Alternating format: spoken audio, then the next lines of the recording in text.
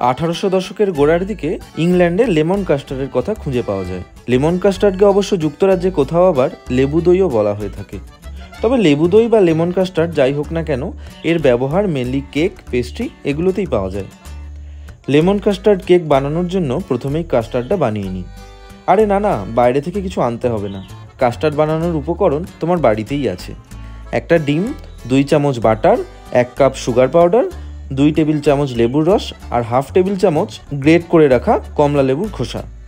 সবটা একসাথে নিয়ে একদম লো টেম্পারেচারে নাড়তে থাকবো যতক্ষণ না টেক্সচারটা ঘন হচ্ছে।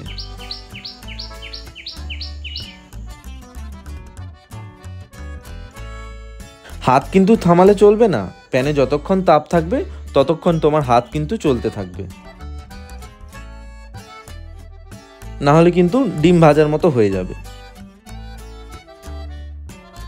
দেখো টেক্সচারটা কতটা ঘন হয়ে গেছে।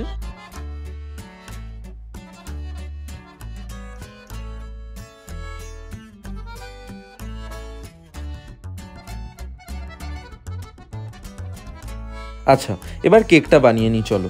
একটা ডিম, half cup sugar powder, great করে রাখা কমলা লেবুর খোসা, ভ্যানিলা এসেন্স দিয়ে একটু সাদা করে ফেটিয়ে নেব।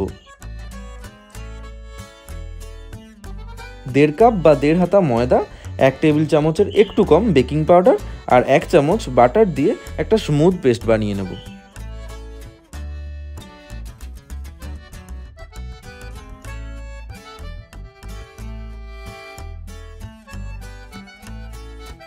আচ্ছা, এবার ছোট ছোট কাপের সাইজে অ্যালুমিনিয়াম ফয়েল কন্টেনারে একটু রিফাইন্ড অয়েল ব্রাশ করে ব্যাটারটা দিয়ে দেবো। আরে বাবা না, কন্টেনারে ভরে ব্যাটার দিতে হবে না। আমি ঠিক কতটা দিয়েছি তা নিশ্চয়ই দেখতে পাচ্ছ, কন্টেনারটার হাফের একটু কম। বেশি না, 10 থেকে 15 মিনিট লাগবে কেকটা বেক হতে।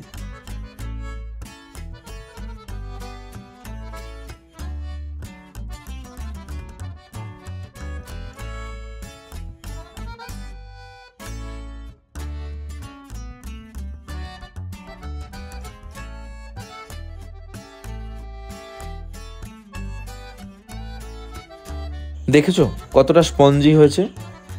আচ্ছা, কাস্টার্ড যদি 10-15 মিনিট একটু বসে যায় তাহলে একবার তাপ দিয়ে নিও, আর তারপর কেকের ওপর ঢেলে কন্টেনারটা ফিল আপ করো। ওই 1.5 চামচ মতো কাস্টার্ড লাগবে আর কি একটা কেকের জন্য।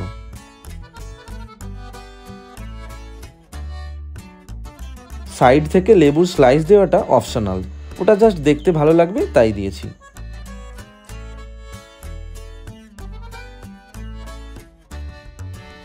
এবার কেকটা কেটে দেখাচ্ছি, দেখো কতটা লোভনীয় হয়েছে।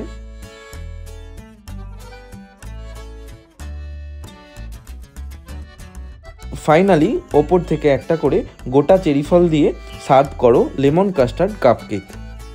বাই দ্য ওয়ে, চ্যানেলটা সাবস্ক্রাইব করে লাইক, শেয়ার ও কমেন্ট করার কথা কি আজ বলবো?